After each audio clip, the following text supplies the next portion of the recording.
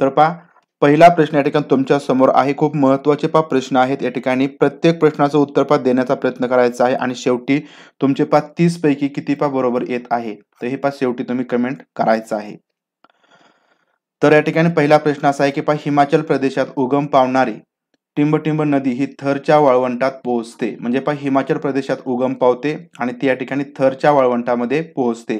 तर अशा प्रकारची नदी कोणती आहे? सतलज, घग्गर, सिंधू, रावी.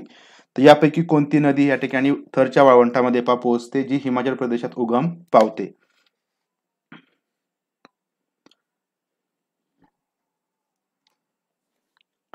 तर या ठिकाणी घग्गर लक्षात घ्यायचं आहे घग्गर. तर घग्गर ही नदी हिमाचल प्रदेशात उगम पावते आणि या ठिकाणी ती थरच्या वाळवंटामध्ये पोहोचते. प्रश्न दुसरा आहे भारतातील प्राचीन टिंबटिंब साम्राज्य हे सर्वाधिक मोठे साम्राज्य होतं. या ठिकाणी भारतामधील सर्वात जुनं प्राचीन साम्राज्य आणि जे सर्वात मोठं साम्राज्य होतं ते खालीलपैकी कोणतं? पाकिस्तानमध्ये जकार्ता म्हणतात. घग्गर नदीला पाकिस्तानमध्ये जकार्ता असं म्हणतात. संजय साबळे सरांनी या ठिकाणी सांगितलेलं आहे.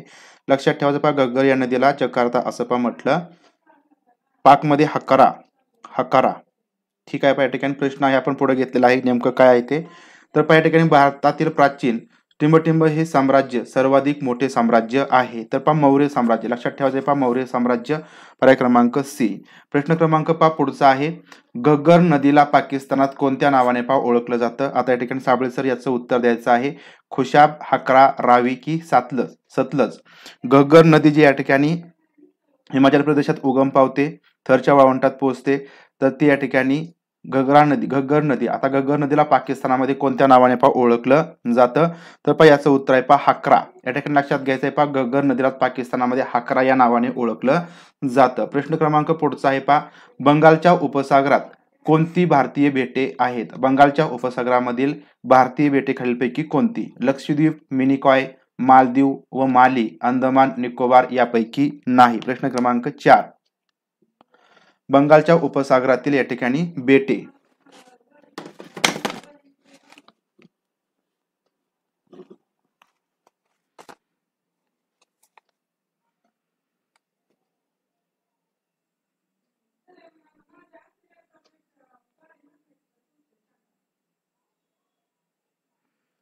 तर बंगालच्या उपसागरामध्ये यापैकी तर अंदमान आणि निकोबार तर ही भारतीय बेटे आहेत. ऑप्शन क्रमांक सी अंदमान निकोबार. प्रश्न क्रमांक पुढचा आहे लक्षद्वीप हा भारतीय बेटांचा समूह टिंबटिंब आहे. लक्षद्वीप हा भारतीय बेटांचा समूह कोठे आहे? बंगालच्या उपसागरात, अरबी समुद्रात, हिंदी महासागरात यापैकी नाही. प्रश्न क्रमांक 5. लक्षद्वीप हा भारतीय बेटांचा समूह कोणत्या महासागरात किंवा समुद्रामध्ये आहे? अशा प्रकारच्या ठिकाणी प्रश्न क्रमांक 5 आहे. तर या ठिकाणी अरबी समुद्रामध्ये. तर लक्षद्वीप हे भारतीय बेटांचा समूह अरबी समुद्रामध्ये आहे. प्रश्न क्रमांक पुढचा आहे 6वा प्रश्न. हडप्पा आणि मोहनजोदडो ही शहरे आजच्या टिंबटिंब येथे आहेत. हडप्पा आणि मोहनजोदडो तर ही शहरे या ठिकाणी आजच्या कोणत्या देशामध्ये आहेत असं म्हणता येईल? पाकिस्तानामध्ये, अफगाणिस्तानात, बांगलादेशात यापैकी नाही. प्रश्न क्रमांक 6. तर लाईक करायचं आहे लाईक करायचं आहे. फक्त 50 लाईक आहेत. आपण जवळजवळ 200 जण जॉईन झालेलो आहोत. फक्त 50 लाईक आहेत. जास्तीत जास्त लाईक करायचा प्रयत्न करायचा आहे. ठिकाणी प्रश्न क्रमांक 6. तर हडप्पा आणि मोहनजोदडो ही जी काही शहरे आहेत ती आजच्या अफगाणिस्तानामध्ये आहेत. अफगाणिस्तानामध्ये. प्रश्न क्रमांक 6 बी अफगाणिस्तानात. प्रश्न क्रमांक पुढचा आहे भारताच्या शेजारील टिंबटिंब हा देश दक्षिण आशियाचा किंवा भारतीय उपखंडाचा हिस्सा नाही. खालीलपैकी कोणते या ठिकाणी भारताच्या शेजारचे देश आहेत जे दक्षिण आशियाचा किंवा भारतीय उपखंडाचा हिस्सा नाहीत? अफगाणिस्तान व पाकिस्तान, नेपाळ, बांगलादेश, चीन व म्यानमार यापैकी नाही.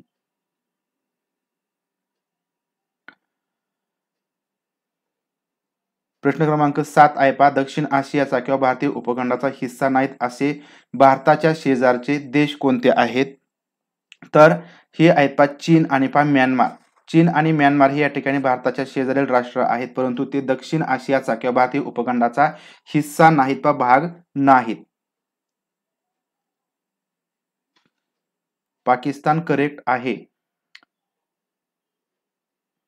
प्रश्न क्रमांक 6 या ठिकाणी हडप्पा आणि मोहनजोदडो ही जी शहरे आहेत ती पाकिस्तानामध्ये आहेत. ठीक आहे. पाकिस्तानामध्ये या ठिकाणी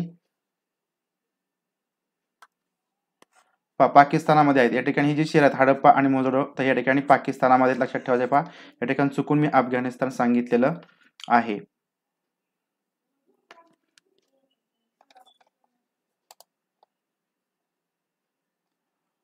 प्रश्न पुढचा या ठिकाणी थोडासा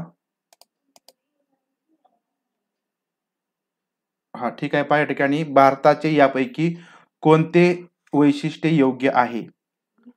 भारताचं या ठिकाणी कोणतं योग्य वैशिष्ट्य आहे? बरोबर आहे पाकिस्तान आहे पाकिस्तान. ऑप्शन या ठिकाणी थोडासा खालीवर झालात. प्रश्न क्रमांक 8 या ठिकाणी भारताचे यापैकी कोणतं एक वैशिष्ट्य योग्य आहे? वैशिष्ट्य सांगितल्यात भारत हा देश विस्ताराने खूप मोठा आहे. दुसरं वैशिष्ट्य या ठिकाणी भारताच्या पूर्वेला बंगालचा उपसागर, दक्षिणेला हिंदी महासागर आणि पश्चिमेला अरबी समुद्र आहे. भारताच्या उत्तरेला हिमालय पर्वताच्या रांगा आहेत. पूर्वेकडील अंदमान निकोबार आणि पश्चिमेकडील लक्षद्वीप ही बेटे वगळता भारताच्या भारताचा उरलेला प्रदेश हा भौगोलिकदृष्ट्या सलग आहे. या ठिकाणी ऑप्शन ए, बी, सी आणि डी पाकिस्तान बरोबर आहे. या ठिकाणी प्रश्न क्रमांक 8चं उत्तर द्यायचं आहे. या ठिकाणी भारताची वैशिष्ट्ये दिलेली आहेत ती यापैकी कोणतं वैशिष्ट्य योग्य आहे अशा प्रकारचा प्रश्न या ठिकाणी आहे. तर याचं उत्तर आहे या ठिकाणी विधान 1, 2, 3, 4 सर्व वैशिष्ट्ये आहेत ती सर्व या ठिकाणी भारताची बरोबर अशी वैशिष्ट्ये सांगितलेली आहेत. कारण या ठिकाणी भारत हा विस्ताराने खूप मोठा आहे. बरोबर वैशिष्ट्य आहे. भारताच्या पूर्वेला बंगालचा उपसागर, दक्षिणेला हिंदी महासागर आणि पश्चिमेला अरबी समुद्र आहे. हे बरोबर आहे. भारताच्या उत्तरेला हिमालय पर्वताच्या रांगा आहेत हे सुद्धा बरोबर आहे. आणि पूर्वेकडील अंदमान निकोबार आणि पश्चिमेकडील लक्षद्वीप ही बेटे वगळता भारताचा उरलेला प्रदेश भौगोलिकदृष्ट्या सलग आहे. तर या ठिकाणी 4 जी काही वैशिष्ट्ये आहेत ती सगळी वैशिष्ट्ये बरोबर आहेत. प्रश्न पुढचा आहे. खालील विधाने पाहायची आहेत. या ठिकाणी पहिलं विधान ए, बी तर चीनपासून निघून मध्य आशियातून अरबी प्रदेशापर्यंत जाणारा व्यापारी मार्ग रेशीम मार्ग म्हणून ओळखला जातो. दुसरं विधान बी क्रमांकाचे विधान पश्चिमेकडील देशात पाठवल्या जाणाऱ्या मालात प्रामुख्याने रेशीम असे म्हणून हा मार्ग रेशीम मार्ग म्हणून ओळखला जात असे. या ठिकाणी फक्त ए योग्य, डी, ए आणि बी योग्य. या ठिकाणी लक्षात ठेवायचं आहे आपल्याला ऑप्शन मध्येच या ठिकाणी आपण काय केलं आहे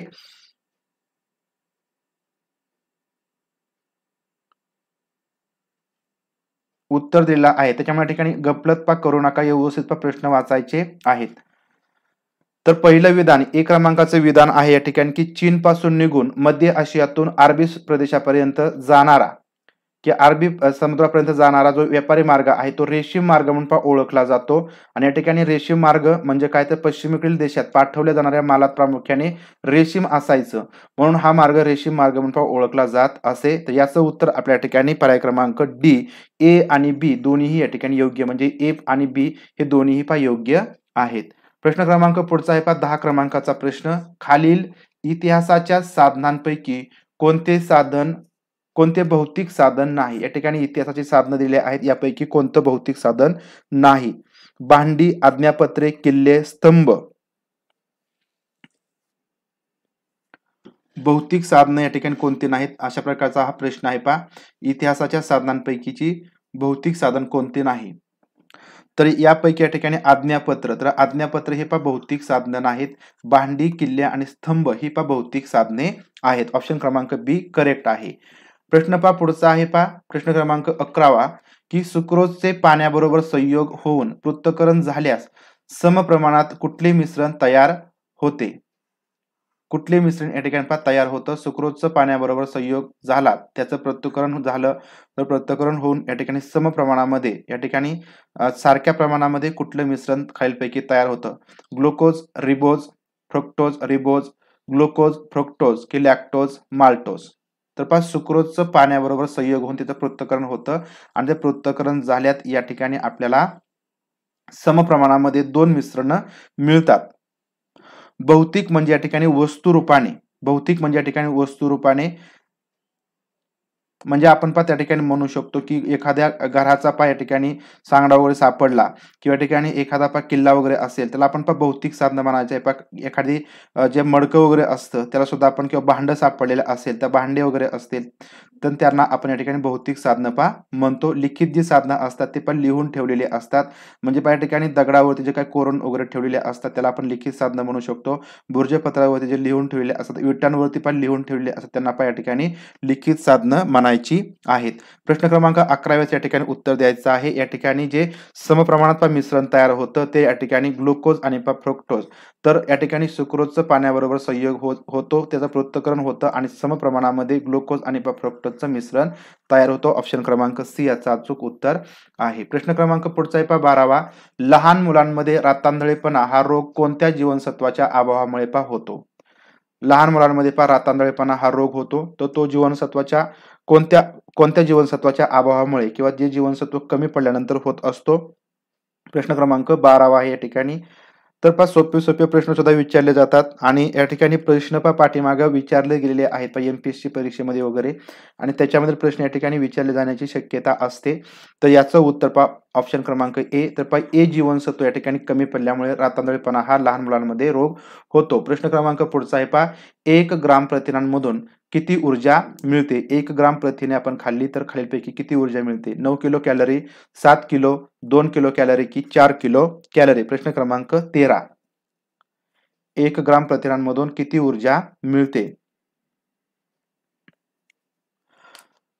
तर 1 ग्राम प्रथिने खाल्ली तर या ठिकाणी 4 किलो कॅलरी, तर इतकी ऊर्जा मिळते. ऑप्शन क्रमांक डी 4 किलो कॅलरी. प्रश्न क्रमांक पुढचा आहे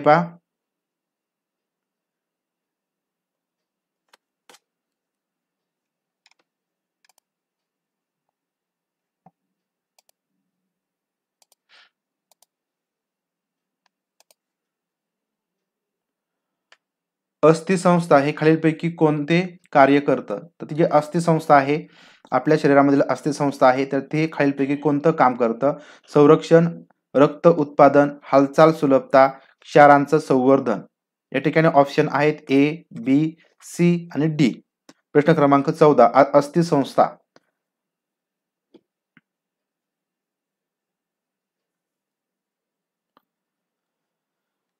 तर आपल्या शरीरामध्ये जे अस्थिसंस्था आहे, तर त्याचं जे काम असतं ते सर्वात महत्त्वाचं म्हणजे संरक्षण करणं. आपल्या शरीरामध्ये जे काही नाजूक अवयव वगैरे असतात, पार्ट्स असतात, त्यांचं संरक्षण करण्याचं कार्य या ठिकाणी अस्थिसंस्था करते. या ठिकाणी रक्त उत्पादन करण्याचं काम या ठिकाणी ही अस्थिसंस्था करते. हालचाल आपली सुलभ व्हावी यासाठीचं कार्य या ठिकाणी ही अस्थिसंस्था करतं आणि क्षारांचं संवर्धन करण्याचं कार्य सुद्धा ही अस्थिसंस्था करतं, किंवा क्षारांची साठवणूक करण्याचं कार्य ही अस्थिसंस्था करत असते. म्हणजे या ठिकाणी वरीलपैकी सर्व या ठिकाणी जी कामं दिली आहेत, कार्य दिली आहेत, ते अस्थिसंस्था करत असते. लक्षात ठेवायचं आहे संरक्षण, रक्त उत्पादन, हालचाल सुलभता, क्षारांचं संवर्धन किंवा साठवणूक. प्रश्न क्रमांक पुढचा आहे 15 क्रमांकाचा प्रश्न. या ठिकाणी खालीलपैकी कोणते मूलद्रव्य हे सूक्ष्म पोषद्रव्य मूलद्रव्य आहे? सूक्ष्म पोषद्रव्य आहे. कोणतं मूलद्रव्य सूक्ष्म पोषद्रव्य म्हणून ओळखलं जातं? फॉस्फरस, जस्त. या ठिकाणी जस्त आहे नत्र, नायट्रोजन, गंधक, सल्फर. जस्त आहे. या ठिकाणी खालीलपैकी कोणते मूलद्रव्य हे सूक्ष्म पोषद्रव्य या ठिकाणी आहे? प्रश्न क्रमांक 15वा.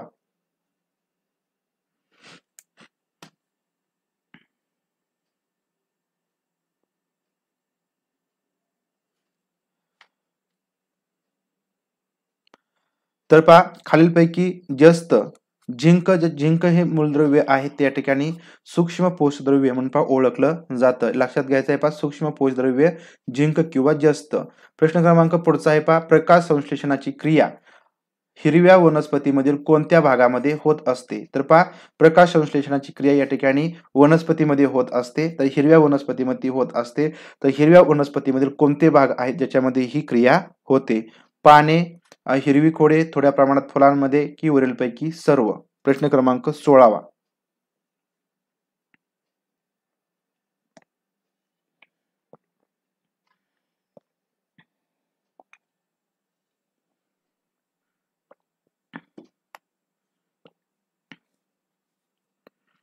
तर या ठिकाणी पानांमध्ये सुद्धा प्रकाश संश्लेषणाची क्रिया होत असते. सर्वात महत्वाची पाने हा भाग असतो. जी हिरवी खोडे असतात पहा, हिरवी खोडांमध्ये सुद्धा या ठिकाणी प्रकाश संश्लेषण क्रिया होत असते आणि थोड्या फार प्रमाणामध्ये फुलांमध्ये सुद्धा ही क्रिया होत असते.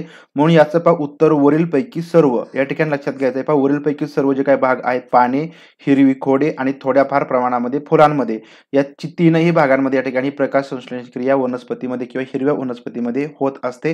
हे लक्षात ठेवायचं आहे. पहा सर्व पाने, हिरवी खोडे आणि थोड्या प्रमाणात फुलांमध्ये सुद्धा.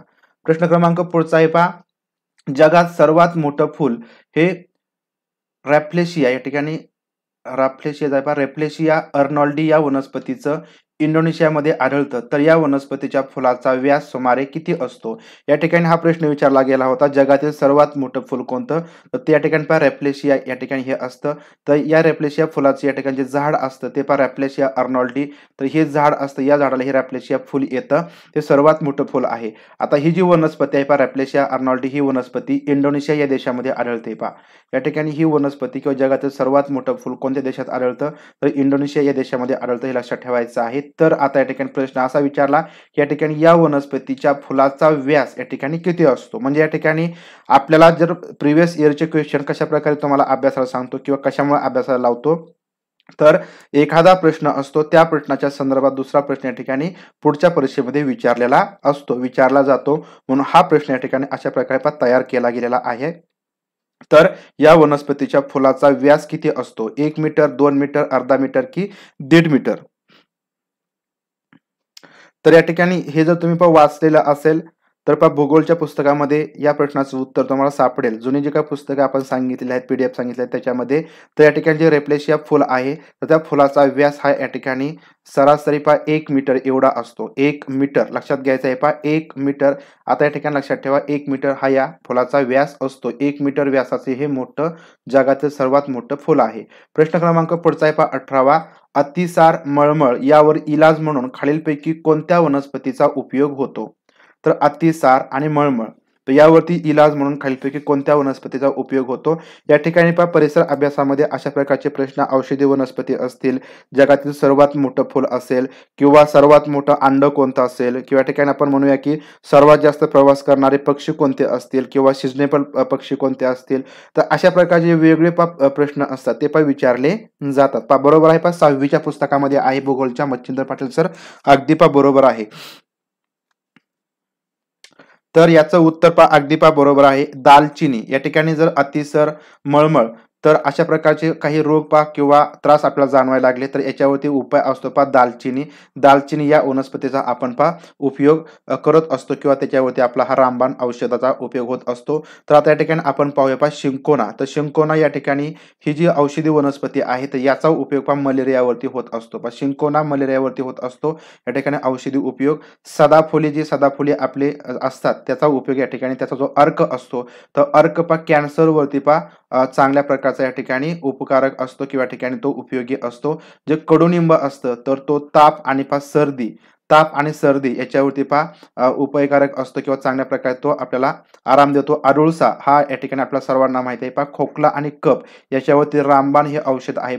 आणि बेल असतं तर ते या ठिकाणी अतिसारावरती उपयोगी आहे. अतिसारावरती औषध म्हणून उपयोगी आहे. लक्षात ठेवायचे हे व्यवस्थित लक्षात ठेवा. प्रश्न क्रमांक पुढचा आहे पॅराफिन या पदार्थाचा विशिष्ट उष्णधारकता या ठिकाणी किती कॅलरी पर ग्रॅम डिग्री सेल्सिअस आहे? या ठिकाणी पॅराफिन या पदार्थाचा विशिष्ट उष्णधारकता किती आहे? या ठिकाणी विशिष्ट उष्णधारकता तुम्हाला विचारला जाऊ शकतो. पाण्याचा विचारला जाईल, लोखंडाचा विचारला जाईल, रॉकेल पेट्रोलचा कशाचाही विचारला जाईल, ते तुम्ही लक्षात ठेवायचं आहे की पाराचा विचारला जाईल. तर पॅराफिन हा पदार्थ आहे, याचा विशिष्ट उष्णधारकता किती आहे? प्रश्न क्रमांक 19.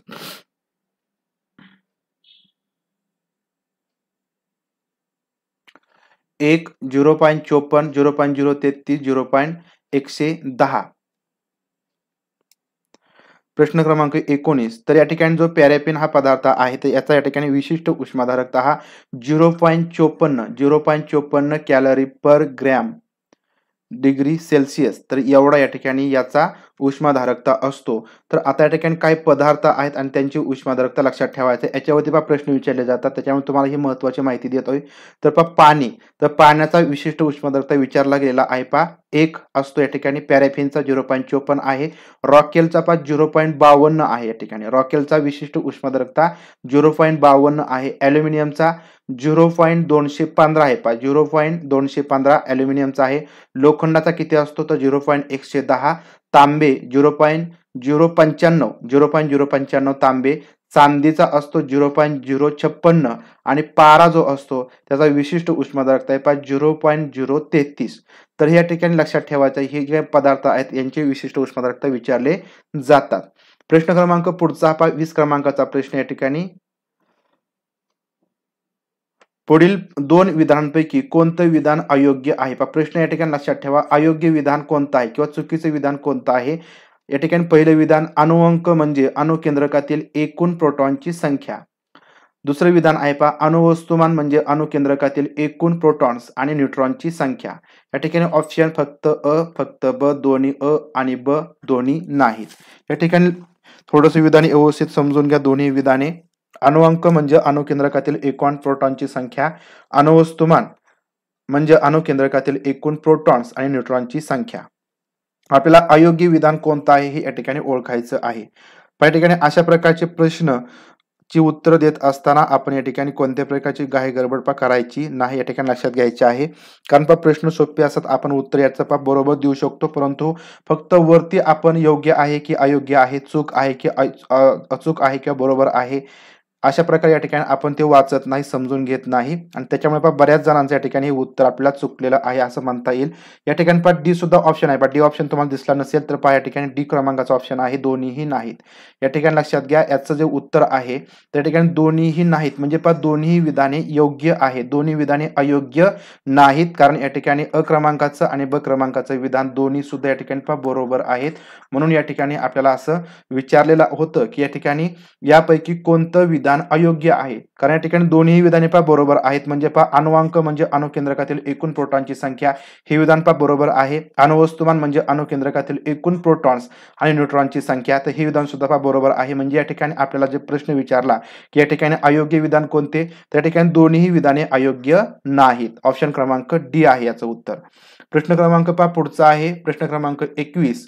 22 ऑक्टोबर 2008 रोजी भारताने आपले बहुचर्चित चांद्रयान-1 हे यान यशस्वीरित्या चंद्रावरती पाठवलं. या यानाच्या प्रक्षेपणासाठी वापरलेला उपग्रह खालीलपैकी कोणता? इतिहास टॉपिक अनुसार कधी होईल? टॉपिक अनुसार या ठिकाणी होण्याची शक्यता कमी. आपण प्रत्येक टॉपिक अनुसार जे महत्वाचे प्रश्न आहेत त्या ठिकाणी घेत असतो. कारण कदाचित एखाद्या टॉपिक वर प्रश्नही विचारला जाणार नाही. प्रश्न क्रमांक 21 आहे 22 ऑक्टोबर 2008 रोजी भारताचं जे बहुचर्चित चांद्रयान आहे यान यशस्वीरित्या चंद्रावरती पाठवलं गेलं आणि या यानाच्या प्रक्षेपणासाठी कोणता उपग्रह या ठिकाणी वापरलेला होता? तर त्या उपग्रहाचं नाव आहे PSLV-C11. PSLV-C11 या उपग्रहाचा या ठिकाणी वापर करून हे यान या ठिकाणी चंद्रावरती पाठवलेलं होतं. लक्षात ठेवायचं आहे PSLV-C11 तर हे यान या ठिकाणी हे उपग्रह या ठिकाणी या यानासाठी वापरलेला होता. प्रश्न क्रमांक पुढचा आहे गिड्डा. गिड्डा हा प्रसिद्ध लोकनृत्य प्रकार कोणत्या राज्यातील आहे? तर गिड्डा हा प्रसिद्ध लोकनृत्य प्रकार आहे. तर हा या ठिकाणी कोणत्या राज्यामधील आहे? हरियाणा, मिझोराम, जम्मू काश्मीर, राजस्थान. तर या ठिकाणी जशा प्रकारचे प्रश्न विचारले जाऊ शकतात तशा प्रकारचे प्रश्न या ठिकाणी मी काढलेले आहेत. लक्षात घ्या पेपर सेट जसा असतो या ठिकाणी कोणत्याही प्रकारचा प्रश्न तुम्ही किती 100 प्रश्न अभ्यासा, 1000 प्रश्न अभ्यासा, परंतु जर ते पेपर सेट प्रमाणे नसतील तर या ठिकाणी त्याचा तुम्हाला काहीही फायदा होणार नाही, हे लक्षात घ्यायचं आहे.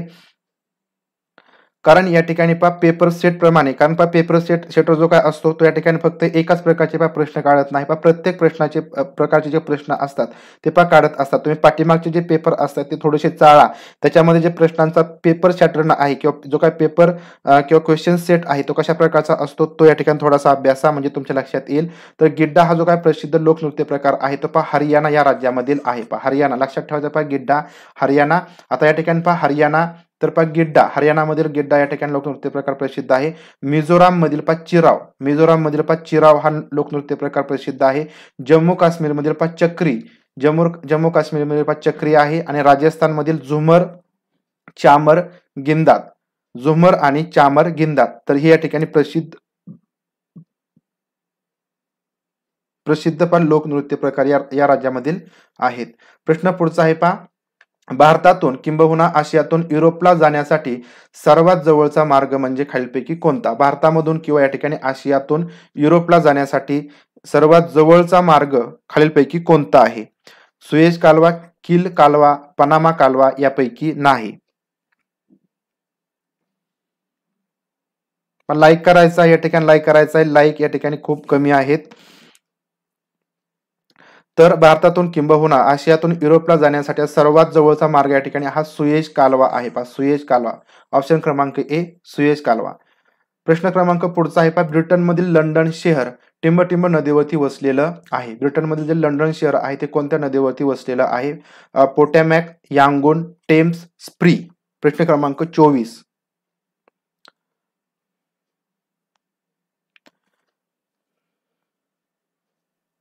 पण तुम्ही सुद्धा अभ्यास करत असताना काय करायचं आहे, तुमचे जुने प्रिव्हियस इयरचे क्वेश्चन पेपर पहा, त्याच्यातले क्वेश्चन पहा आणि त्या जो काही क्वेश्चन विचारला आहे तो कोणत्या पुस्तकातून विचारला गेला आहे, कोणत्या पुस्तकातून उचललेला आहे तो बघा, ते पुस्तक शोधा, ते जागा शोधा आणि त्या ठिकाणचा अभ्यास आहे तो त्यावेळेस तुम्ही करायचा आहे. आणि त्या प्रश्नाच्या संदर्भात अजून कोणकोणते प्रश्न असतील तर त्याप्रमाणे तुम्ही थोडासा सराव करा किंवा थोडेसे प्रश्न या ठिकाणी थोडेसे तुम्ही वाचायचे आहेत.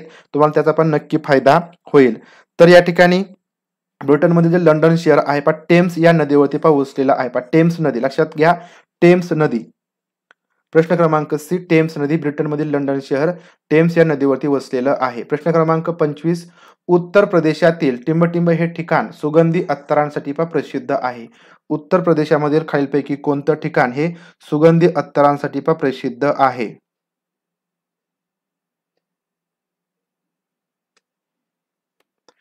उत्तर प्रदेशातील या ठिकाणी कोणतं ठिकाण हे सुगंधी अत्तरांसाठी पहा प्रसिद्ध आहे? कनौज, रामपूर, अलीगड, बरेली. प्रश्न क्रमांक 25.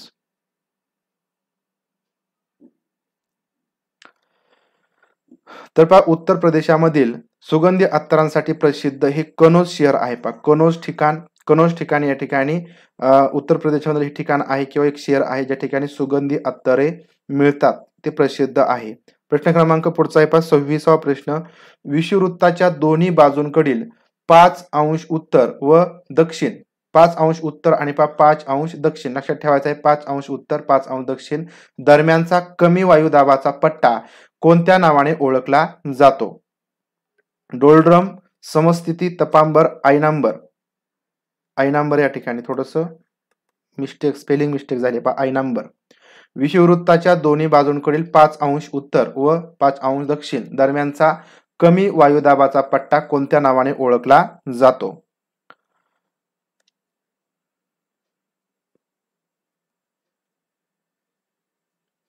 प्रश्न क्रमांक 26 आहे पहा, तर हा या ठिकाणी जो पट्टा आहे तो पहा डोलड्रम या नावाने पहा ओळखला जातो. ऑप्शन क्रमांक ए डोलड्रम, जो विषुववृत्ताच्या दोन्ही बाजूकडील 5 अंश उत्तर आणि दक्षिण दरम्यानचा कमी वायुदाबाचा पट्टा आहे तो पहा डोलड्रम या नावाने ओळखला जातो.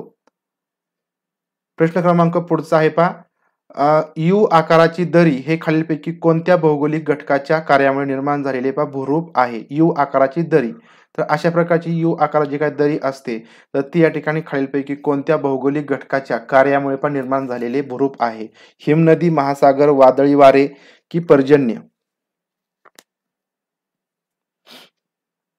जी यू आकाराची दरी असते तर ती या ठिकाणी कोणत्या भौगोलिक घटकाच्या कार्यामुळे निर्माण झालेलं भूरूप आहे? तर पहा याचं उत्तर या ठिकाणी पहा हिमनदी. तर पहा हिमनदी या भौगोलिक घटकाच्या कार्यामुळे यू आकाराची दरी निर्माण होत असते. बाकीचे पहा महासागर, वादळी वारे आणि पर्जन्य आहेत. प्रश्न क्रमांक पुढचा आहे पहा 28 क्रमांकाचा, जिल्हा परिषद सचिव कोण असतो? जिल्हा परिषदेचा सचिव खालीलपैकी कोण? गट विकास अधिकारी, मुख्य कार्यकारी अधिकारी, उपमुख्य कार्यकारी अधिकारी, जिल्हा मुख्य अधिकारी.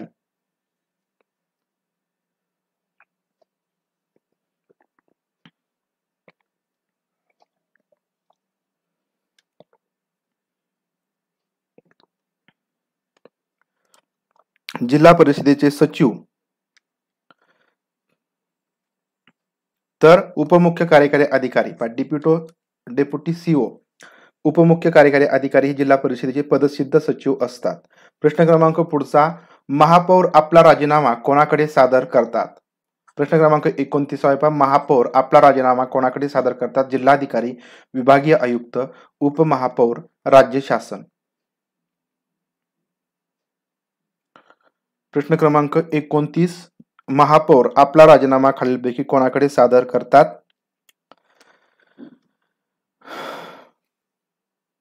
तर पहा विभागीय आयुक्त. लक्षात ठेवायचं आहे, जे महापौर असतात तर हे विभागीय आयुक्तांकडे आपला राजीनामा सादर करत असतात. प्रश्न क्रमांक पुढचा आणि शेवटचा प्रश्न आहे पहा, राष्ट्रपतींच्या निर्वाचन मंडळामध्ये टिंबटिंब यांचा समावेश होतो.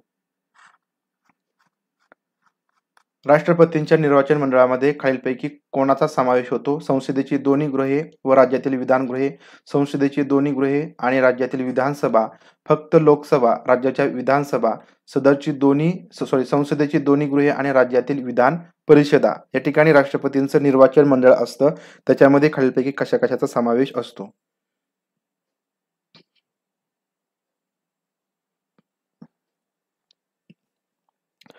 तर सगळ्या प्रश्नांची उत्तर आपण घेऊया. या ठिकाणी फक्त 2 मिनिटांमध्ये या प्रश्नाचं उत्तर झालं तर या ठिकाणी राष्ट्रपतींच्या निर्वाचन मंडळामध्ये संसदेची दोन्ही जी गृहे असतात, राज्यसभा आणि या ठिकाणी आपण लोकसभा, तर ही दोन्ही गृहे आणि राज्यातील ज्या विधानसभा, सर्व विधानसभा, तर यांचा या ठिकाणी समावेश राष्ट्रपतींच्या निर्वाचन मंडळामध्ये होत असतो. ऑप्शन क्रमांक बी याचं अचूक असं उत्तर आहे. तर या ठिकाणी 30 पैकी तुमचा स्कोर या ठिकाणी सांगायचा आहे. अशा प्रकारे आपण या ठिकाणी महत्वाचे 30 प्रश्न या ठिकाणी पाहिलेले आहेत. काही प्रश्नांच्या उत्तर